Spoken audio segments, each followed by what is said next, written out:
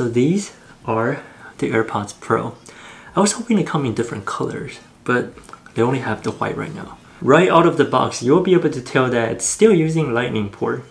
Oh well. You can charge it wirelessly, and they are now IPX4 water resistant, so you don't have to worry about sweaty workout or light drizzles. Pairing is easy as usual. Just open it and your phone will find it immediately. The AirPods Pro has rubber tips, and it comes with 3 different sizes. These rubber tips are gonna feel way better than the original AirPods. There's something called ear tip fit test. You can find it in the Bluetooth setting of the AirPods. It plays a little song and lets you know if it fits well inside your ear. You don't tap your AirPods anymore. Instead, you squeeze to play or pause the music. 2 squeezes to go forward and 3 to go back.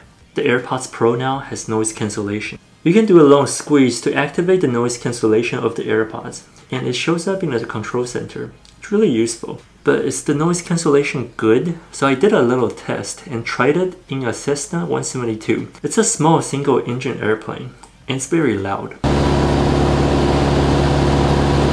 Way louder than those commercial airplanes people usually take. Overall, not bad.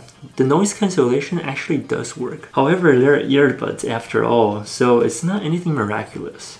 This test is kind of an overkill. Most people won't be using it for a ride like that anyways.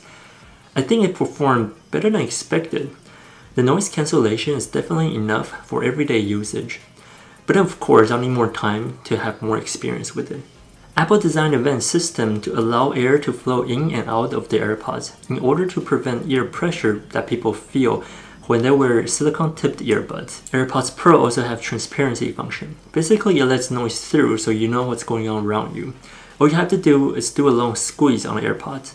You can also switch from transparency to noise cancellation in the volume setting. Or you can ask Siri to do that for you. So how do they sound? Well, they actually sound pretty good in my opinion. The bass is surprisingly good, to be honest. But then of course, it's different for everybody. Generally, the AirPods Pro are very pleasant to wear. However, the price of the AirPods Pro is not very friendly at all. It's $250 a pair. Yeah, what do you guys think? Is it worth the $250 price tag? Let me know in the comment section down below. Alright, that's it for today. Thank you for watching. I'll see you guys in the next one.